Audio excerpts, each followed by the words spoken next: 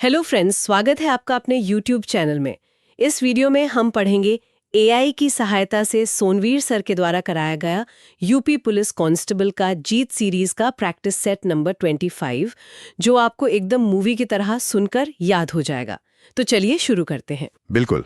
प्रश्न 1, 1893 में किसके द्वारा गणपति उत्सव आरंभ करवाया गया था? सही उत्तर है बाल गंगाधर तिलक। अब देखिए, अक्सर लोग इसे सिर्फ एक धार्मिक आयोजन मानते हैं। हाँ, लेकिन मैं सोच रही थी कि ये उस दौर का सोशल मीडिया था। अरे वहाँ बहुत सही तुलना की आपने। है ना? मतलब अंग्रेजों ने राजनीतिक सभाओं पर बैन लगा रखा था, तो तिलक जी ने धर्म के आवरण में लोगों को इकट्ठा करने का ये तरीका निकाला। बिल्कुल, ये महज पूजा नहीं थी यार, ये एक पीआर नेटवर्क था, जहाँ पंडालों में भजन के बीच स्वदेशी के विचार फैलाए जाते थे। और जब जनता ऐसे संगठित होने लगती है ना, तो सत्ता दमन पे उतर ही आती है। हाँ, और इसी दमन का एक बहुत क्रूर चेहरा हमें बाद में देखने को मिला। सही कहा। प्रश्न 2, 1919 की किस कुख्यात घटना के बाद हंटर आयोग नियुक्त किया गया था? सही उत्तर है जलियांवाला बाग हत्याकांड। इस पर एक बात है। हाँ, बताइए। मेरा भी एक सवाल था कि क्या ये आयोग वाकई न्याय देने के लिए बना था? बिल्कुल नहीं, ये पूरी तरह से एक प्रेशर रिलीज वाल्व की तरह था। जलियांवाला बाग के बाद पूरे देश में जो गुस्सा था ना, उसे शांत करने के लिए ब्रिटिश सरकार ने ये जांच का नाटक रचा था। अच्छा, तो मतलब डायर को सजा देना इनका असल मकसद नहीं था। नहीं, उनका मकसद बस अपने सिस्टम को टूटने से बचाना था। और इसी गुस्से ने आगे चलकर अलग-अलग समुदायों को एक साथ ला खड़ा किया। प्रश्न 3, खिलाफत आंदोलन का नेतृत्व किसके द्वारा किया गया था? सही उत्तर है मोहम्मद अली और शौकत अली। हाँ, और गांधी जी ने भी इस आंदोलन का समर्थन किया था। उन्होंने इसे हिंदू मुस्लिम एकता के एक मौके के रूप में देखा था ना। बिल्कुल, ताकि अंग्रेजों के खिलाफ एक संयुक्त मोर्चा तैयार किया जा सके। लेकिन ये अहिंसक संघर्ष हमेशा अपनी पटरी पर नहीं रह सका। हाँ, जो हमें हमारे अगले पॉइंट पर ले जाता है, वो मोड़ जहाँ रणनीति को अचानक बदलना पड़ा। प्रश्न 4, 1922 में चौरी चौरा कांड के कारण असहयोग आंदोलन समाप्त हुआ। यह वर्तमान में किस राज्य में है? सही उत्तर है उत्तर प्रदेश। जब गांधी जी ने आंदोलन वापस लिया तो कई लोगों को लगा कि ये एक कमजोर फैसला था। पर मुझे लगता है कि अगर आंदोलन हिंसक हो जाता तो ब्रिटिश सेना को इसे बुरी तरह कुचलने का एक लीगल बहाना मिल जाता। एकदम सटीक बात बोले आपने। गांधी जी जानते थे कि ब्रिटिश सेना की ताकत बहुत बड़ी है। अहिंसा उनके लिए सिर्फ एक उसूल नहीं बल्कि सबसे बड़ी ढाल थी। हाँ, हिंसक होते ही आंदोलन अपनी जमीन खो देता, लेकिन हर कोई इस बात से सहमत नहीं था। युवाओं का एक वर्ग बदलाव के लिए बेताब था। बिल्कुल, और उसी बेताबी से एक नया संगठन बना। प्रश्न 5, 1928 में Hindustan socialist Republican association HSRA के गठन में किसने योगदान दिया? सही उत्तर है भगत सिंह। यहाँ जो ये सोशलिस्ट या समाजवादी शब्द है ना, वो बहुत अहम है। मैं भी यही पूछने वाली थी। क्या उनका मकसद सिर्फ क्रांति था या समाजवाद भी? उनका विजन बहुत क्लियर था। वो सिर्फ गोरे शासकों को हटाकर सत्ता भूरे शासकों को नहीं देना चाहते थे। वो एक ऐसी व्यवस्था चाहते थे जहां संसाधनों का सही बंटवारा हो। मतलब ढांचागत बदलाव। हाँ, क्योंकि वो समझते थे कि जब तक आर्थिक असमानता है तब तक राजनीतिक आजादी अधूरी ही रहेगी। तो अब जब बात अर्थव्यवस्था और पूंजी की आ ही गई है, तो चलिए देखते हैं कि आज के दौर में ये पूंजी काम कैसे करती है। प्रश्न 6, वाणिज्यिक बैंकों द्वारा कृषि ऋण किस योजना के अंतर्गत स्वीकृत नहीं किया जाता है? सही उत्तर है भूमि बंधक। अब ये थोड़ा टेक्निकल लग सकता है। हाँ, मुझे हमेशा अजीब लगता था कि बैंक जमीन के बदले आसानी से लोन क्यों नहीं देते। जमीन तो सॉलिड चीज है ना। वो इसलिए क्योंकि इसके पीछे लिक्विडिटी या तरलता का विज्ञान है। अच्छा। देखिए, बैंक ग्राहकों के उस पैसे पर चलते हैं जिसे ग्राहक कभी भी निकाल सकते हैं। अगर बैंक वो पैसा 20 साल के लिए किसी किसान को जमीन के बदले फंसा दे, ओहो, और अचानक ग्राहक अपना पैसा मांगने आ जाए? बिल्कुल, तब बैंक उस जमीन को तुरंत बेचकर कैश तो नहीं ला सकता ना। इसलिए ये काम भूमि विकास बैंकों का है, कमर्शियल बैंकों का नहीं। बहुत ही लॉजिकल है, पैसे का फ्लो बना रहना चाहिए। अब विदेशी पूंजी के फ्लो को समझते हैं। प्रश्न 7, बिना दलाली खाता खोले विदेशी कंपनी के शेयर खरीदने बेचने का साधन कौन सा है? सही उत्तर है ग्लोबल डिपॉजिटरी रिसीट, GDR। ये इंटरनेशनल फाइनेंस का एक बहुत बढ़िया टूल है। क्या ये ऐसा है जैसे मैं किसी विदेशी मॉल में बिना वहां की लोकल करेंसी के शॉपिंग कर रही हूँ? हाँ, ये तुलना काफी हद तक सही है। GDR एक सर्टिफिकेट है। अगर कोई भारतीय कंपनी अमेरिका से पैसा जुटाना चाहती है तो वो सीधे वहां शेयर नहीं बेचती। तो फिर कैसे होता है ये? वो अपने शेयर एक बीच के बैंक को देती है और वो बैंक उन शेयरों के आधार पर जीडीआर जारी करता है। इससे इन्वेस्टर्स को करेंसी बदलने के झंझट से मुक्ति मिल जाती है। वाव, मतलब पूरी दुनिया का बाजार आपस में एकदम गुंथा हुआ है। बिल्कुल। लेकिन इस दुनिया की सबसे बड़ी आबादी कहाँ रहती है? प्रश्न 8। पृथ्वी के अधिकांश लोग जिस महाद्वीप पर रहते हैं वो है, सही उत्तर है एशिया। ये तो कोई रहस्य नहीं है, लेकिन दिलचस्प बात यह है कि अलग-अलग समाजों ने खुद को कैसे डेवलप किया है। हाँ, एशिया में पॉपुलेशन डेंसिटी बहुत ज्यादा है, वहीं दुनिया के दूसरे हिस्से का मॉडल बिल्कुल अलग है, जो हमें उत्तरी यूरोप की तरफ ले जाता है। सही कहा। प्रश्न 9। डेनमार्क, आइसलैंड, नॉर्वे, स्वीडन एवं फिनलैंड मिलकर कहलाते हैं। सही उत्तर है स्कैंडिनेविया। ये देश हमेशा हर पॉजिटिव लिस्ट में टॉप पर रहते हैं। हाँ, हैप्पीनेस इंडेक्स हो या कुछ और, इसका राज क्या है? इनका सोशल सिक्योरिटी मॉडल। वहाँ टैक्स बहुत ज्यादा है, लेकिन बदले में सरकार आपको शिक्षा, स्वास्थ्य और रिटायरमेंट की पूरी गारंटी देती है। तो जब जिंदगी की बेसिक टेंशन खत्म हो जाए तो इंसान वैसे ही खुश रहेगा। एकदम सही। अब इस ग्लोबल मैप से वापस अपने भारत के भूगोल पर आते हैं। प्रश्न 10। किस जलप्रपात को गैरोसप्पा जलप्रपात के नाम से भी जाना जाता है? सही उत्तर है जोग जलप्रपात। कर्नाटक में शरावती नदी पर बना ये झरना सिर्फ देखने में सुंदर नहीं है। इसकी कुछ जियोग्राफिकल अहमियत भी है ना? हाँ, अपनी ढलान की वजह से ये हाइड्रो इलेक्ट्रिसिटी यानी जल विद्युत का बहुत बड़ा सोर्स है। पानी इतने वेग से गिरता है कि टरबाइन के जरिए अपार बिजली बनती है। करने के लिए पर्यावरण एवं वन मंत्रालय की प्रमुख योजना कौन सी है? सही उत्तर है राष्ट्रीय नदी संरक्षण योजना। अब देखिए, नदियों का प्रदूषित होना कोई एक दिन की बात तो है नहीं। तो क्या सिर्फ घाटों की सफाई कर देने से काम चल जाएगा? बिल्कुल नहीं, वो तो सिर्फ एक कॉस्मेटिक उपाय है। असली काम है इंटरसेप्शन और डाइवर्जन। मतलब जो सीवेज सीधे नदी में गिर रहा है उसे नदी में गिरने से पहले ही रोककर ट्रीटमेंट प्लांट तक मोड़ देना। प्रदूषण को सोर्स पर ही रोकना होगा। ये बहुत जरूरी है। अब नदियों से निकलकर पहाड़ों के इंफ्रास्ट्रक्चर की बात करते हैं। प्रश्न 12। बनिहाल रेलवे सुरंग कहाँ स्थित है? सही उत्तर है पीर पंजाल रेंज। ये सुरंग ना सिर्फ एक रास्ता नहीं है, बल्कि एक इंजीनियरिंग चमत्कार है। हाँ, सर्दियों में जब भारी बर्फबारी से कश्मीर घाटी कट जाती है तो ये सुरंग उस दूरी को मिटाती है। और ये सिर्फ भौतिक जुड़ाव नहीं है, ये एक इकोनॉमिक लाइफलाइन है। घाटी के सेब और हस्तशिल्प इसके जरिए पूरे देश में पहुंच पाते हैं। सही बात है। और प्रकृति से ही जुड़ा हमारा अगला संस्थान भी है। प्रश्न 13। वन अनुसंधान संस्थान कहाँ स्थित है? सही उत्तर है देहरादून। ये फॉरेस्ट रिसर्च इंस्टीट्यूट भारत के वानिकी विज्ञान का नर्वस सिस्टम है। मैं तो इसे भारत के जंगलों का हॉगवर्ट्स बुलाती हूँ। काफी दिलचस्प नाम है। मतलब ये सिर्फ पेड़ों की गिनती थोड़ी करते हैं। हाँ, ये रिसर्च करते हैं कि क्लाइमेट चेंज का सागौन के पेड़ों पर क्या असर हो रहा है या लकड़ी को कीड़ों से बचाने के लिए क्या उपाय हों। एकदम साइंटिफिक अप्रोच। और व्यवस्थाओं को चलाने के लिए ऐसे ही संस्थानों की जरूरत होती है। प्रशासन का ऐसा ही एक बेसिक ढांचा बहुत पहले शुरू हो गया था। प्रश्न 14। भारत का पहला नगर निगम कब स्थापित किया गया था?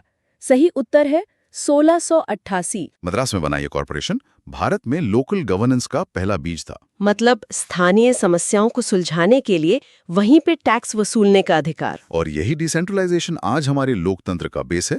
फैसले सिर्फ दिल्ली से नहीं बल्कि जमीन से होने चाहिए।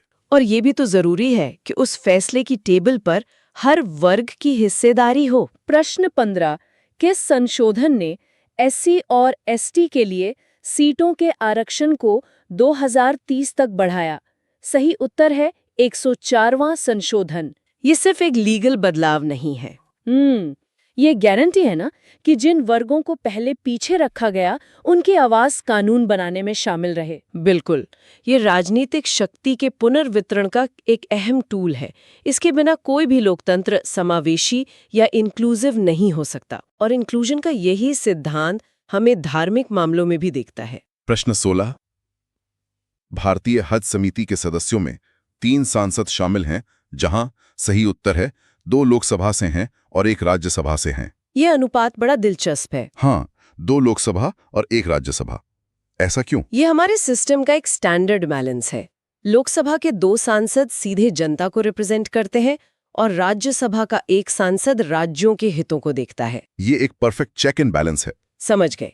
अब बात उस चीज की जो हम सबको जोड़ती है, हमारी भाषा। प्रश्न 17। भारत में पहली बार किस भाषा को शास्त्रीय भाषा का दर्जा दिया गया था? सही उत्तर है तमिल। आपको पता है, किसी भाषा को क्लासिकल या शास्त्रीय दर्जा सिर्फ उसके पुराने होने पे नहीं मिलता। तो और क्या शर्त होती है? शर्त ये है कि उसका साहित्य बिल्कुल ओरिजिनल होना चाहिए, किसी और भाषा से उधार लिया हुआ नहीं। और तमिल इस पर एकदम खरी उतरती है। वाओ! इस डाइवर्सिटी को प्रशासन में कैसे लाया जाए, ये हमेशा से एक चैलेंज रहा है। प्रश्न 18। केंद्र शासित प्रदेश चंडीगढ़ किस वर्ष अस्तित्व में आया? सही उत्तर है 1966। जब पंजाब और हरियाणा के बीच भाषा के आधार पर राज्यों का बंटवारा हुआ, तो चंडीगढ़ एक बफर जोन बन गया। मतलब किसी एक राज्य को राजधानी देते तो विवाद हो जाता। बिल्कुल। इसलिए केंद्र सरकार ने इसे अपने कंट्रोल में लेकर दोनों की कॉमन राजधानी बना दिया। एक स्मार्ट एडमिनिस्ट्रेटिव सॉल्यूशन। प्रशासन में भाषा का रोल तय करने के लिए पहले भी काफी काम हुआ था। प्रश्न 19। राष्ट्रपति ने बीजी खेर की अध्यक्षता में राजभाषा आयोग की नियुक्ति किस वर्ष की थी? सही उत्तर है 1955।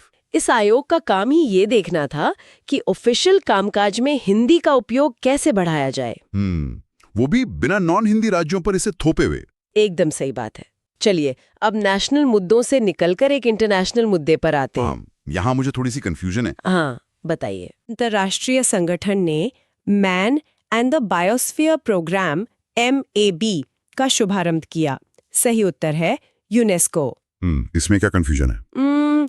यूनेस्को तो एजुकेशन और कल्चर का संगठन है ना।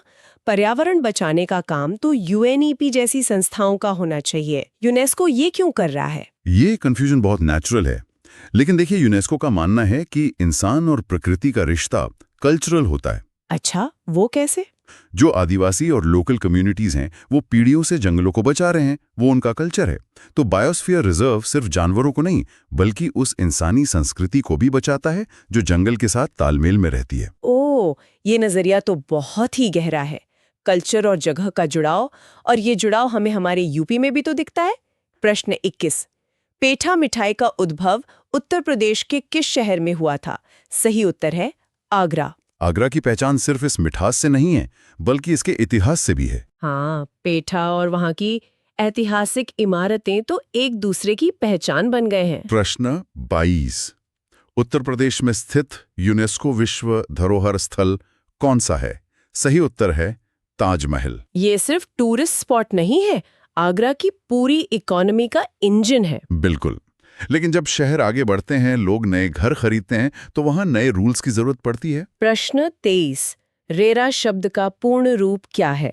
सही उत्तर है real estate regulatory authority. RERA ने तो पूरा गेम ही बदल दिया है। हाँ, पहले तो बिल्डर एक प्रोजेक्ट का पैसा दूसरे में लगा देते थे और लोग 10-10 साल अपने घर का इंतजार करते थे। सही कहा।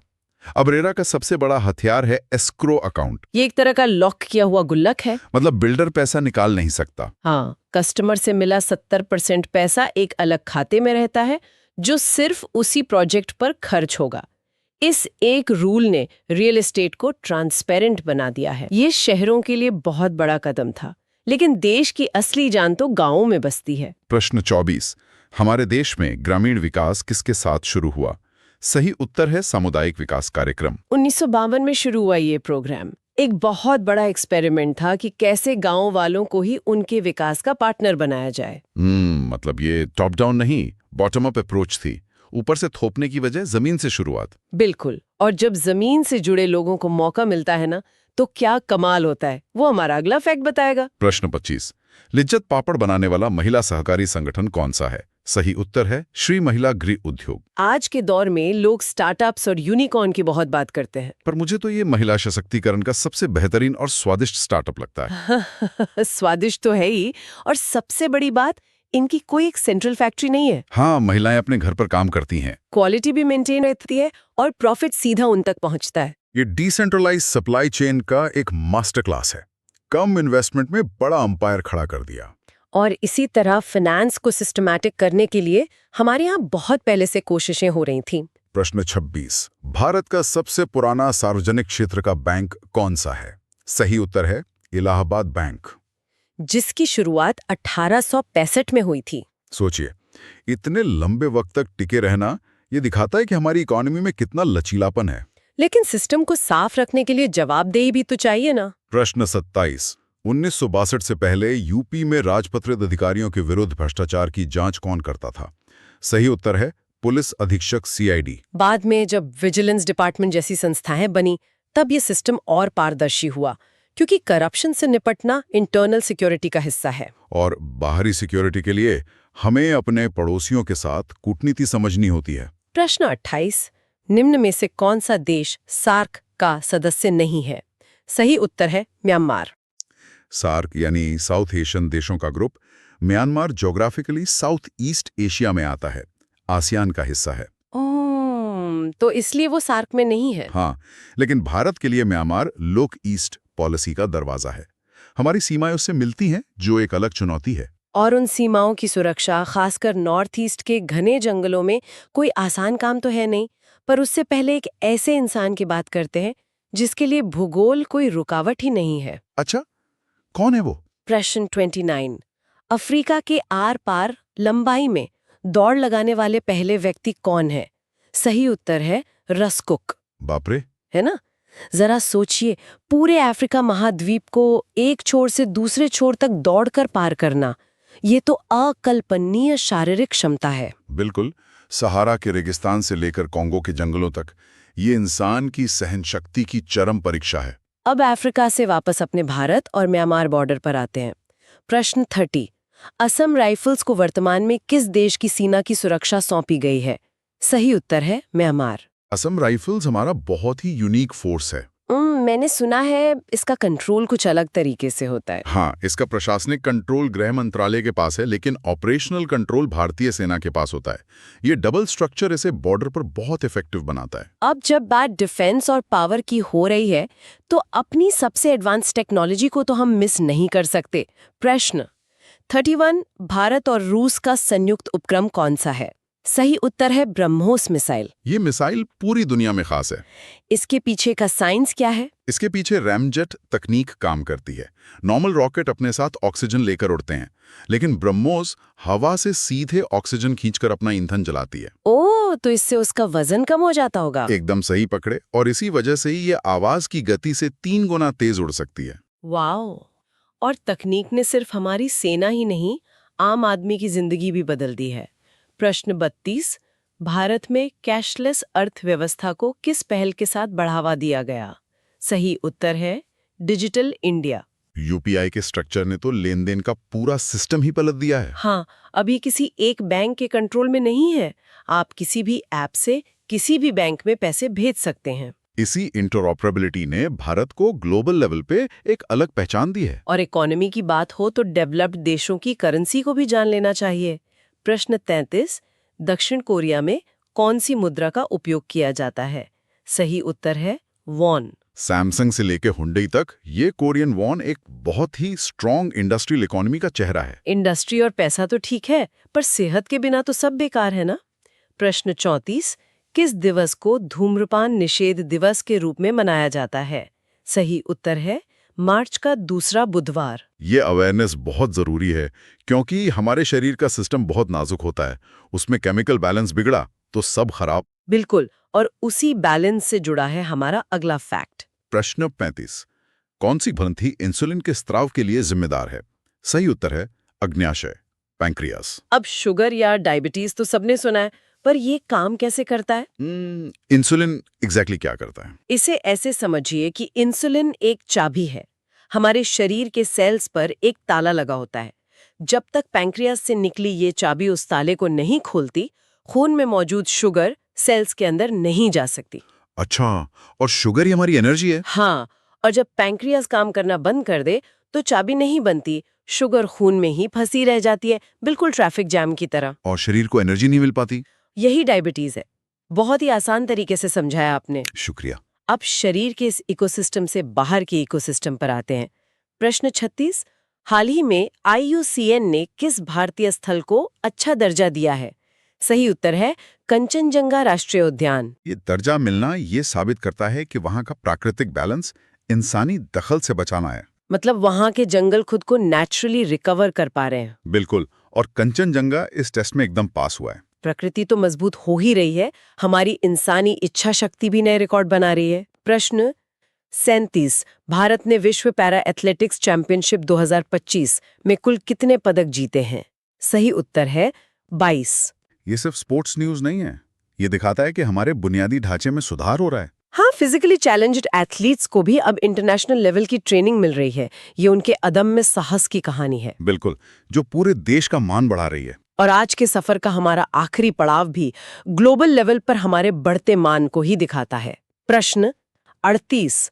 भारत को किस कार्यकाल के लिए संयुक्त राष्ट्र मानवाधिकार परिषद में निर्वाचित किया गया है? सही उत्तर है 2026-28। इस काउंसिल में चुना जाना ये साबित करता है कि दुनिया मानवाधिकार और डेमोक्रेसी के मुद्दों पर भारत की आवाज को अहमियत देती है। ये हमारी कूटनीतिक सॉफ्ट पावर की जीत है। तो ये था हमारा आज का सफर। काफी लंबा और मजेदार सफर रहा। शुरुआत में मैंने कहा था ना कि हम 1893 के गणपति उत्सव से शुरू करके 2028 की कूटनीति तक जाएंगे। हाँ, और हमने वो किया भी। मेरा ये चैनल सब्सक्राइब करें और मेरे हर अपडेट आपको मिले, इसके लिए बेल आइकन जरूर दबाइएगा।